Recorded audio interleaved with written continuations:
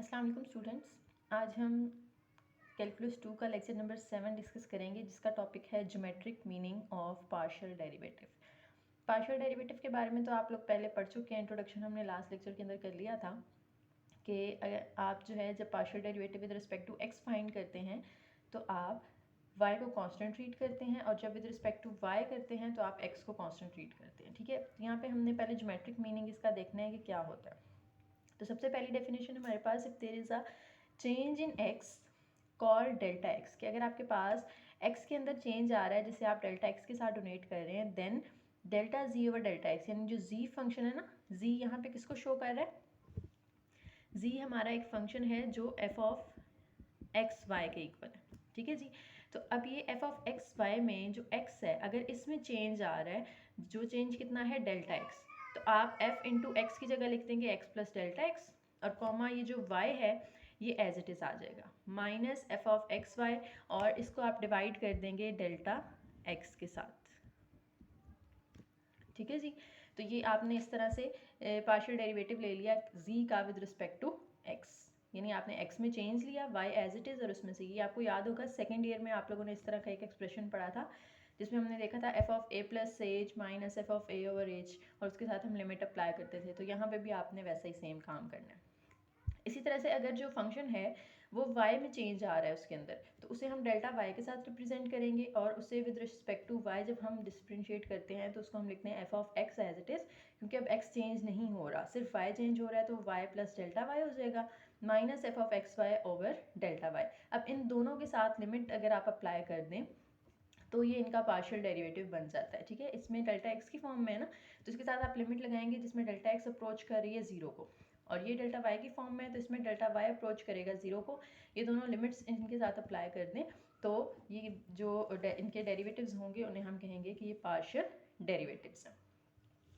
अब यहाँ पे दो चीज़ें आप लोगों ने याद रखनी है कि पार्शियल डेरिवेटिव अगर आप z का लें विद रिस्पेक्ट टू x तो वो हमेशा इक्वल होता है स्लोप ऑफ टेंजेंट के, और partial derivative of z with respect to y हमेशा इक्वल होता है ग्रेडियंट ऑफ टेंजेंट के।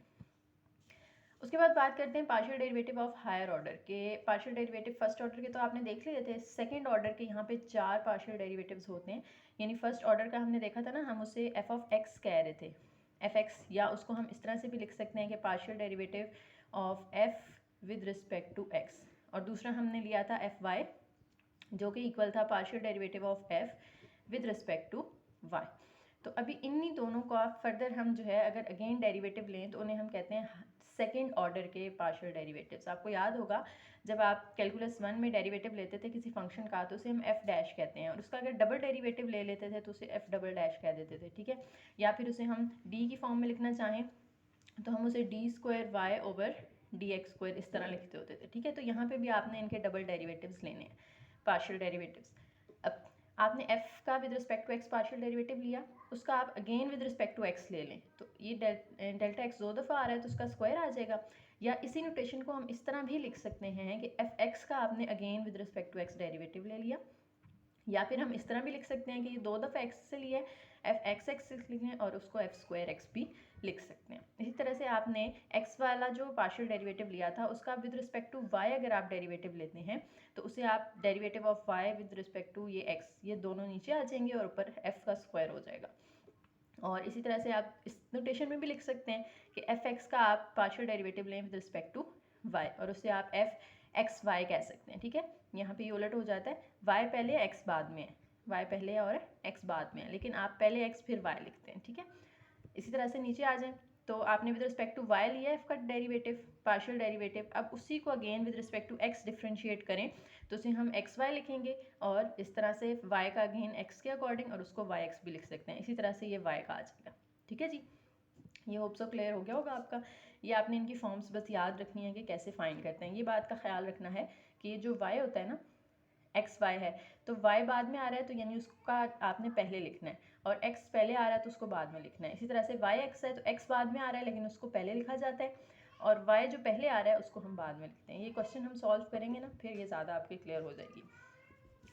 उसके बाद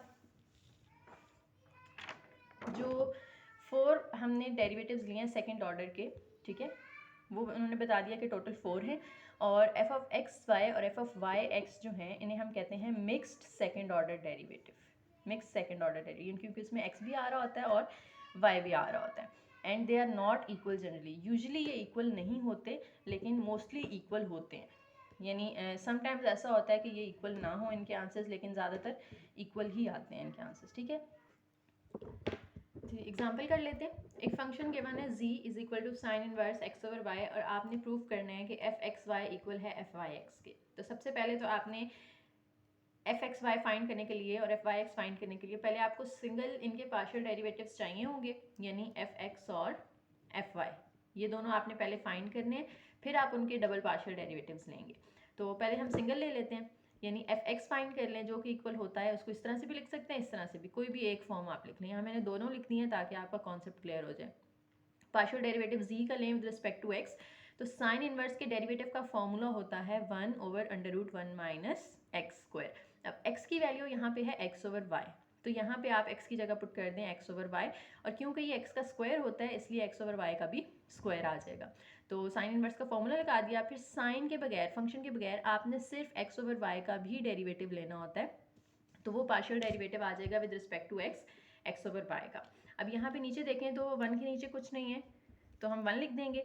इनका डिनोमिनेटर हमने सेम करना है, यानी एलसीएम लेना है, तो यहाँ भी आपको वाई स्क्वायर मल्टीप्लाई करना पड़ेगा, यहाँ भी वाई स्क्वायर मल्टीप्लाई करना पड़ेगा। ठीक है जी, तो इनका एलसीएम आ गया वाई स्क्वायर, ऊपर y square minus x square और डॉट। यहाँ पे क्योंकि हम विद रिस्पेक्ट टू एक्स डेरिवेटिव ले रहे हैं तो y तो कांस्टेंट है, तो 1 ओवर y बाहर निकाल लें, x का डेरिवेटिव आ जाएगा 1। अब ये y का जो स्क्वायर है ये स्क्वायर रूट के साथ कैंसिल हो जाएगा, तो ये y यहाँ डिवाइड हो रहा है, ऊपर जाके 1 के साथ मल्टीप्लाई होगा और नीचे रह जाएगा y square minus x square. इसका स्क्वायर कैंसिल नहीं कर देना आपने क्योंकि इनके दरमियान में माइनस आ रहा है, और 1 ओवर y यहाँ साइड पे आ गया। अब ये y और y भी कैंसिल, तो आंसर आ गया 1 over square root y square minus x square. ये आपने एफ एक्स फाइंड कर लिया। अब इसी तरह से आपने फाइंड करना है एफ वाई, यानी आपने पार्शियल डेरिवेटिव लेना है जी का विद रिस्पेक्ट टू वाई। तो उसके लिए भी आप सेम साइन इनवर्स का formula 1 over under root 1 minus x square dot. अब पार्शियल डेरिवेटिव अगेन लेना है एक्स ओवर वाई का विद रिस्पेक्ट टू वाई। पहले हमने विद रिस्पेक्ट टू एक्स लिया था यहाँ पे, ठीक है, अब हमने लेना है विद रिस्पेक्ट टू वाई। तो इस साइड पे तो सेम वर्किंग होगी जो हम ऊपर करके आए हैं यहाँ तक।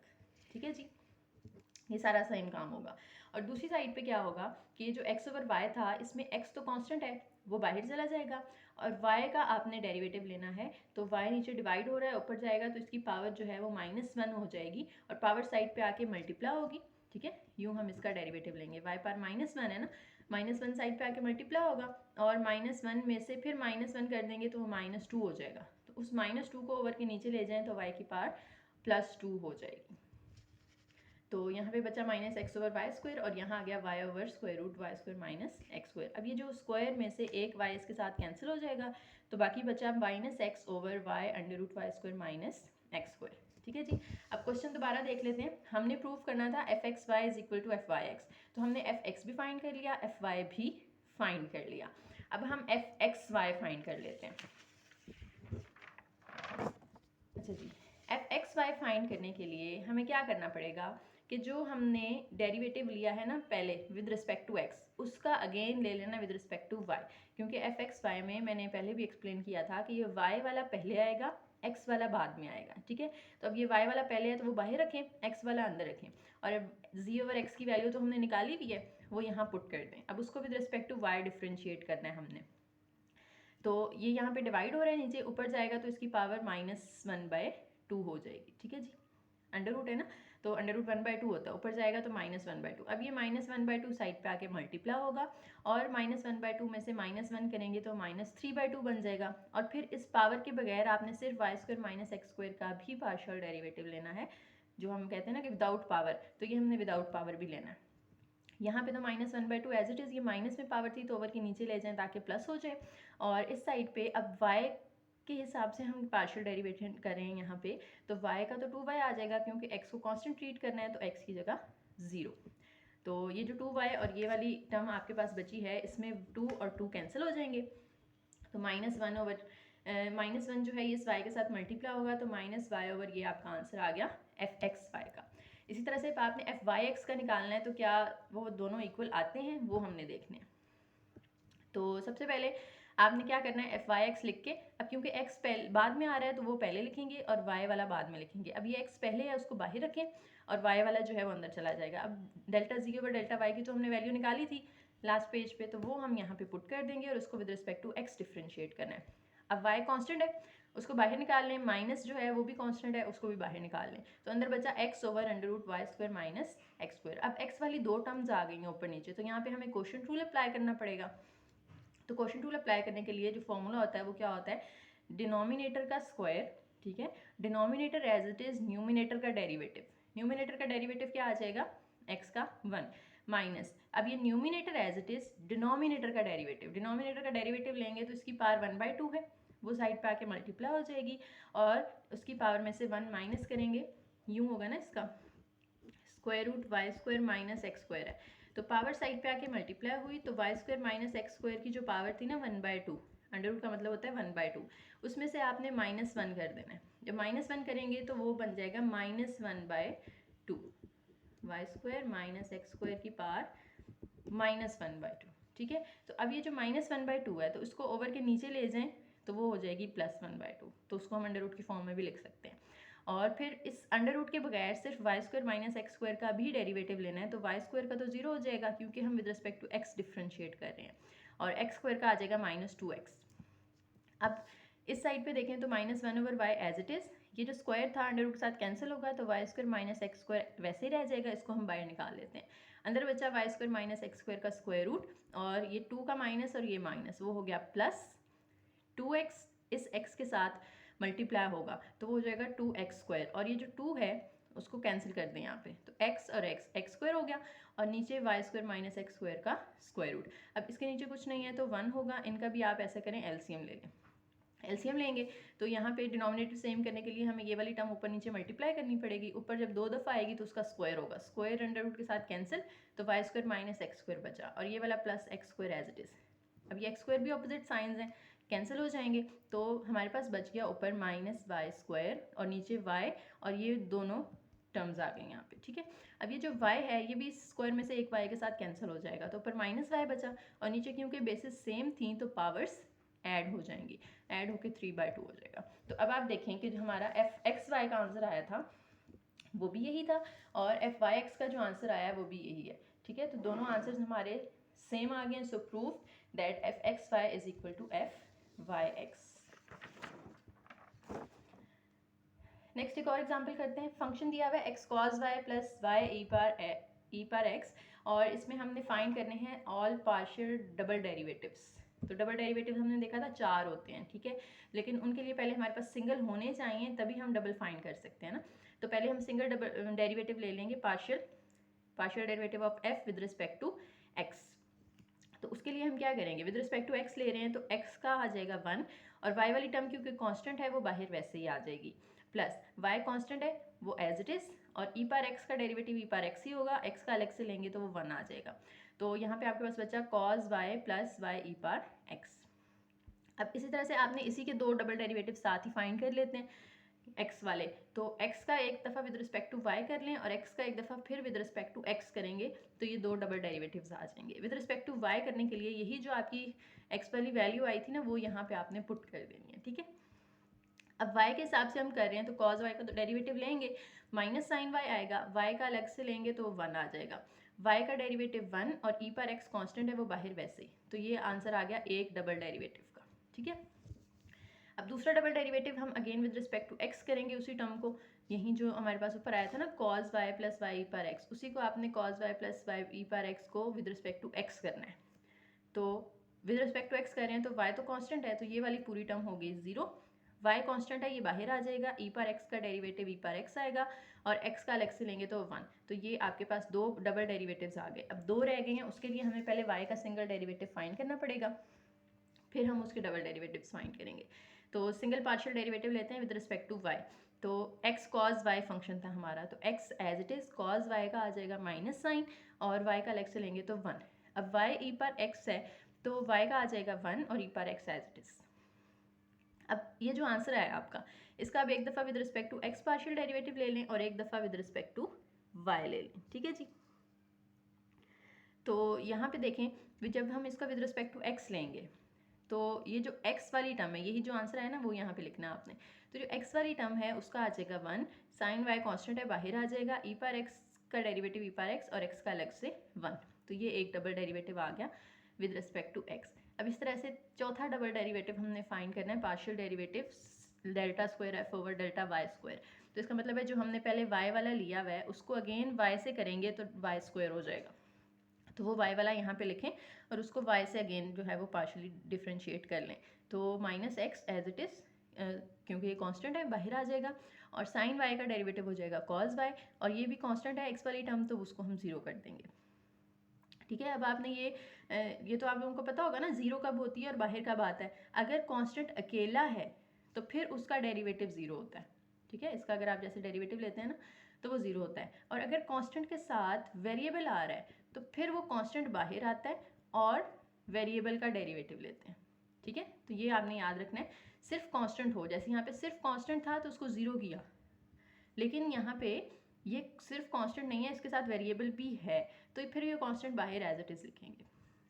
तो ये हमने चारों इसके फाइंड कर लिए पार्शियल डबल डेरिवेटिव्स। ठीक है जी। अब उसके बाद एक कॉन्सेप्ट है हमारा लाप्लास इक्वेशन। इस इक्वेशन में क्या होता है कि कोई भी फंक्शन अगर आपको दिया गया है एफ एक्स वाई जी, तो आप उसके 3 डबल डेरिवेटिव्स लें, एक with respect to x, with respect to y और विद रिस्पेक्ट टू जी। तो उन तीनों का जो सम है वो इक्वल टू 0 होना चाहिए। ठीक है, अब इससे रिलेटेड भी एक एग्जाम्पल कर लेते हैं।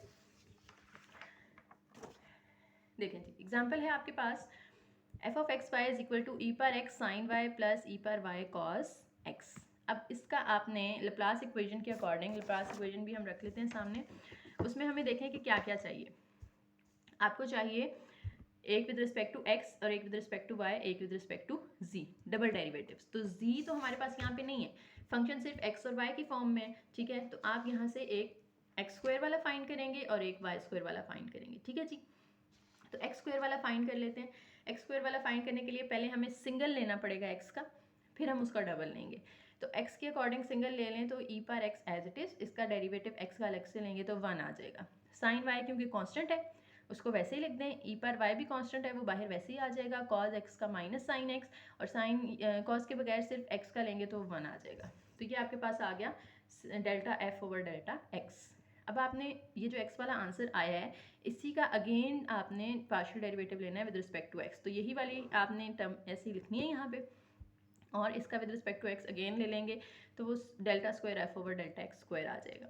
तो यहाँ से ई पर एक्स वैसे ई पर एक्स का डेरिवेटिव तो ई पर एक्स ही होगा ना, और साइन वाई कांस्टेंट है वो बाहर आ जाएगा, ई पर वाई कांस्टेंट है बाहर आ जाएगा, साइन एक्स का डेरिवेटिव कॉज एक्स। तो ये आपके पास एक तो आ गया लप्लास इक्वेशन का। और दूसरी चीज़ हमें फाइंड करनी है delta f over delta y, यानी अब इसको विद रिस्पेक्ट टू एक्स कर लिया था हमने, अब हमने विद रिस्पेक्ट टू वाई करना है। तो ई पर एक्स कांस्टेंट है बाहर आ जाएगा, साइन वाई का डेरिवेटिव कॉज वाई, ई पर वाई का डेरिवेटिव ई पर वाई, वाई का अलग से लेंगे तो 1, और कॉज एक्स कांस्टेंट है बाहर वैसे ही आ जाएगा। तो ये आपके पास आ गया delta f over delta y. अब आपने वाई स्क्वायर क्योंकि फाइंड करना है तो उसके लिए आप क्या करेंगे कि ये जो डेल्टा वाई वाला आंसर आया है एफ वाई, उसका अगेन आप वाई के हिसाब से पार्शियल डेरिवेटिव ले लेंगे। तो ई पर एक्स तो कांस्टेंट है उसको वैसे ही लिख दें, कॉज वाई का आ जाएगा माइनस साइन वाई। अब ई पर वाई का ई पर वाई और कॉज एक्स कांस्टेंट है उसको वैसे ही लिख दें। ठीक है, तो ये दोनों आंसर्स आपके पास आ गए। अब हम लैप्लास इक्वेशन यूज़ करते हैं, उसके अकॉर्डिंग क्या था, delta square f over delta x square plus delta square f over delta y square हमेशा इक्वल टू 0 होना चाहिए। तो हम देखते हैं क्या हमारा आंसर 0 आता है। तो एक्स स्क्वायर का जो आंसर आया था वो पुट कर दें। एक्स स्क्वायर का हमारा आंसर क्या आया था, वो आया था ई पर एक्स साइन वाई माइनस ई पर वाई कॉज एक्स। ठीक है, तो इसकी जगह हमने वो पुट कर दिया, दरम्यान में प्लस लगाएं। अब इसकी वैल्यू पुट करें, इसकी वैल्यू भी हमने यहाँ पे निकाली है माइनस ई पर x sine y plus e पर वाई कॉज एक्स, वो भी यहाँ पे पुट कर दें। अभी साइन वाली टर्म्स के साइन ऑपोजिट हैं, एक प्लस में एक माइनस में, ये भी कैंसिल, और ये जो कॉज वाली दो बची हैं ये भी ऑपोजिट साइन हैं, ये भी कैंसिल। तो हमारा आंसर 0 आ गया। तो हम कह सकते हैं कि हमने इसे लैप्लास इक्वेशन के अकॉर्डिंग प्रूफ कर दिया है। ठीक है जी। अब लास्ट टॉपिक है इस लेक्चर का यूलर्स थ्योरम। इसे हम यूलर्स थ्योरम भी कहते हैं और मिक्स डेरिवेटिव थ्योरम भी कहते हैं। ठीक है, क्योंकि ये सिर्फ मिक्स डेरिवेटिव्स को ही यहाँ पे एक्सप्लेन कर रहा है। मिक्स डेरिवेटिव हमने देखे थे ना कौन से होते हैं, एफ एक्स वाई और एफ वाई एक्स। ठीक है जी, तो इस थ्योरम के अकॉर्डिंग अगर एफ एक्स वाई और एफ वाई एक्स यानी दो सिंगल पार्शियल डेरिवेटिव्स हैं और दो डबल पार्शियल डेरिवेटिव्स हैं, ये डिफाइन हो और कॉन्टीन्यूस हो किसी गिवन पॉइंट के ऊपर, तो f of x y equal होता है एफ वाई एक्स के, ठीक है। यानी एफ एक्स वाई और एफ वाई एक्स इक्वल होने का क्या मतलब है, यानी आप पहले y फाइंड करें या पहले with respect to x find करें, दोनों की सूरत में आंसर सेम आएगा, ठीक है। इसका एडवांटेज क्या है ये इस एग्जांपल में देखते हैं। देखें, एक फंक्शन दिया हुआ है w is equal to x y plus e पर y over y square plus 1। अगर हम फाइंड करना चाहते हैं एफ एक्स वाई, तो रूल के अकॉर्डिंग हमें पहले y के थ्रू डिफ्रेंशिएट करना पड़ेगा, फिर x के अकॉर्डिंग, ठीक है। तो पहले अगर हम y के अकॉर्डिंग करते हैं ना, तो यहाँ पे देखें y वाली दो टर्म्स हैं ऊपर नीचे, तो हमें यहाँ पे अप्लाई करना पड़ेगा कोशेंट रूल, जो कि थोड़ा सा लेंथी काम हो जाएगा, ठीक है। लेकिन क्योंकि ऊपर कहा गया है कि ये इसके इक्वल ही होता है, तो हम एक्स वाई की बजाय वाई एक्स फाइंड कर लेते हैं कि पहले एक्स फाइंड कर लें फिर with respect to y find कर लें। तो पहले अगर हम with respect to x find करते हैं तो एक्स का 1 हो जाएगा, वाई बाहर कांस्टेंट है, और ये क्योंकि कांस्टेंट है तो ये सारी टर्म हो जाएगी 0, ठीक है। तो यहाँ पे आंसर आ गया y, और अब हमने x फाइंड कर लिया, अब हम with respect to y find करते हैं। तो विद रिस्पेक्ट टू y जब करेंगे तो y का डेरिवेटिव 1 आ जाएगा। तो इस तरह से देखें, ज़्यादा इजीली और जल्दी हमने आंसर निकाल लिया, बजाय इसके कि हम पहले y और फिर x वाला करते तो हमें इस पर क्वोशंट रूल लगाना पड़ता, ठीक है, जो थोड़ा सा लेंथी काम हो जाना था। तो यहाँ पे यही हम इसका फ़ायदा बता देंगे कि इस थ्योरम के अकॉर्डिंग हम आंसर जो है वो मोर क्विकली फाइंड कर सकते हैं, ठीक है जी। होप सो आपको समझ आ गई होगी। तो कोई भी कन्फ्यूजन हो तो आप हमसे पूछ सकते हैं, ईमेल करके भी और कमेंट सेक्शन में भी, ठीक है जी। और यहाँ तक आपने अपनी रिवीजन कंप्लीट करके एक दफ़ा से दोबारा ये जो पार्शियल डेरिवेटिव्स का कॉन्सेप्ट है इसको रिवाइज करके फिर आपने नेक्स्ट लेक्चर्स लेने हैं, ताकि आपको अच्छे से जो है वो समझ आए, क्योंकि ये मेन टॉपिक है आपका और काफ़ी इंपॉर्टेंट है पेपर के पॉइंट ऑफ व्यू से भी, तो इसकी अच्छे से आपको समझ आनी चाहिए, ठीक है जी। और वीडियो अच्छी लगी हो तो प्लीज़ लाइक कर दीजिएगा और चैनल को सब्सक्राइब कर दें। Thank you.